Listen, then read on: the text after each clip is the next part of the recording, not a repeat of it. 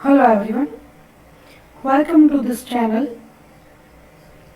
So in last videos we have seen our 12 tenses, introduction of all tenses. So તમારા સિલેબસની અંદર unit 4માં જોવા જઈએ તો આટલા ટોપિક છે. ટેન્સીસ તો આપણે જોઈ લીધા.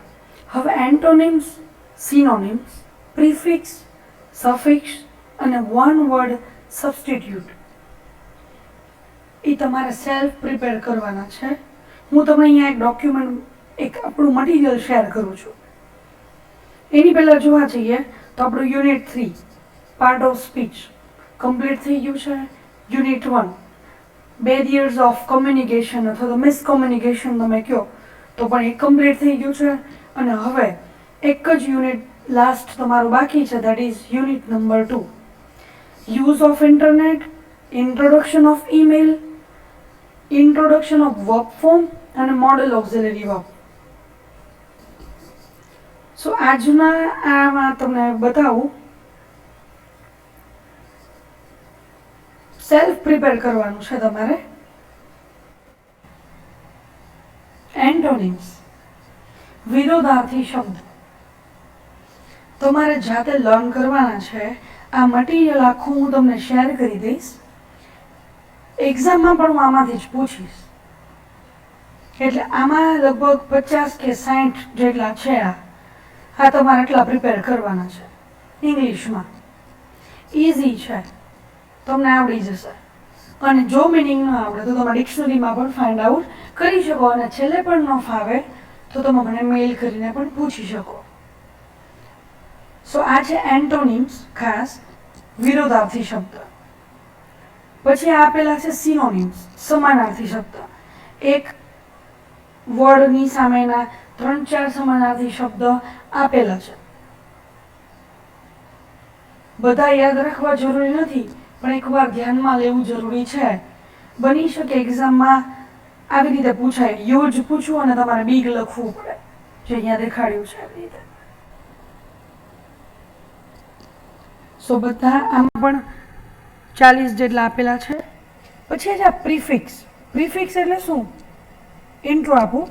કોઈ પણ વર્ડ હોય ને એની પાછળ અમુક એની પહેલાં, પ્રી એટલે પહેલાં આપણે કોઈ અમુક એવા વર્ડ્સ લગાડતા હોય કે જેનાથી છે ને તમારા વર્ડનો મિનિંગ બદલતો હોય. એને કહેવાય પ્રીફિક્સ. કોઈ પણ શબ્દની આગળ લગાડો. તો અહીંયા જો માની લો કે એન્ટી આપ્યું છે, તો અહીંયા તમને એ રીતે આપેલું છે મટીરિયલની અંદર, ખાસ જોજો. એન્ટી નામનો પ્રીફિક્સ વર્ડ છે જે બધે લાગશે. એન્ટોનું ગુજરાતી શું થાય તો કે અગેન્સ્ટ, ની સામે, વિરુદ્ધ એમ. તો જો અહીંયા anti fridge, anti lock, anti bacterial એટલે બેક્ટેરિયલ હોય અને એન્ટી એટલે બેક્ટેરિયલની વિરુદ્ધ, એને કહેવાય શું કહેવાય? Anti bacterial. Anti national, antidote. ટૂંકમાં એન્ટી શબ્દ આગળ લાગે તો એના મિનિંગમાં ચેન્જીસ આવે. હા રીતે ખાલી કો લખે, જો અહીંયા કો, તો એજ્યુકેશનની આગળ કો લખીએ, કો એજ્યુકેશન, કો પાયલોટ. કોનું મિનિંગ શું થાય? ટુગેધર, સાથે હોવું. એવી રીતે આમાં પણ થોડા ઘણા આપેલા છે. જો અહીંયા રીનું મિનિંગ શું થાય? બેક, પાછું. રીટ્રેક્ટ, રીટર્ન, ટર્ન અને રિટર્ન. Reconstruct, repeat. આ રીતે આ બધા તમારા પ્રિફિક્સ વર્ડ્સ છે. અમુક આમાં આપેલા છે તમને વર્ડ્સ કે જે આગળ લાગે છે, એ તમારે પ્રિપેર કરવાના છે.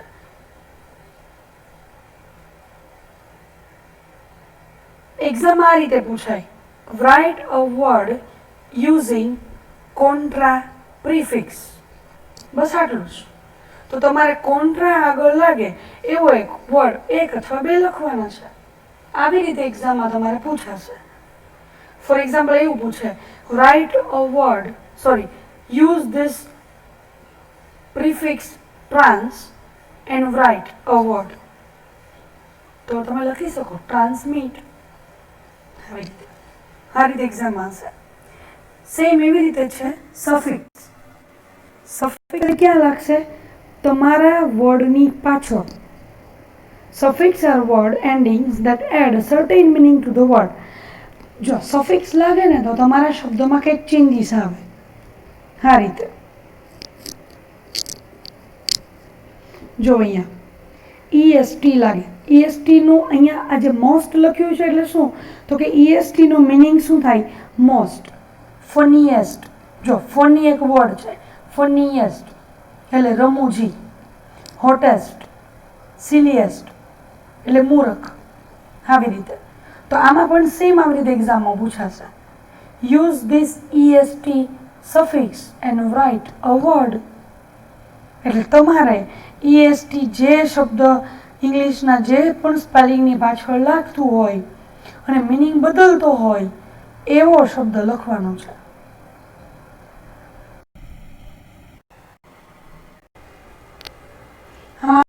આપેલા છે આ રીતે. આના સિવાયના પણ તમે લખી શકો ઇફ તમને આવડતા હોય તો. અહીંયા મેં નીચે ત્રણ બધામાં એક્ઝામ્પલ આપેલા છે. ફોન છે તો હોમોફોન, ટેલિફોન, માઇક્રોફોન.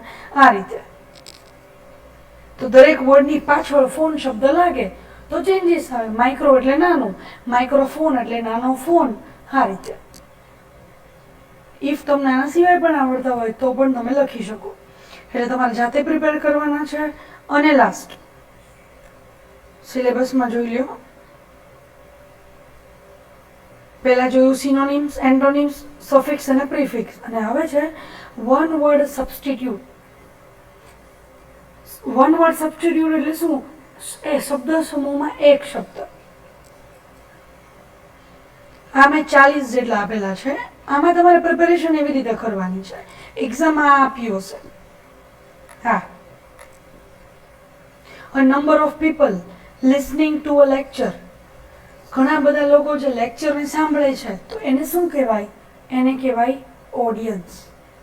તો તમારે આ વસ્તુ પ્રિપેર કરવાની છે. ખાસ સ્પેલિંગ મિસ્ટેક થશે તો એક પણ માર્ક નહીં મળે.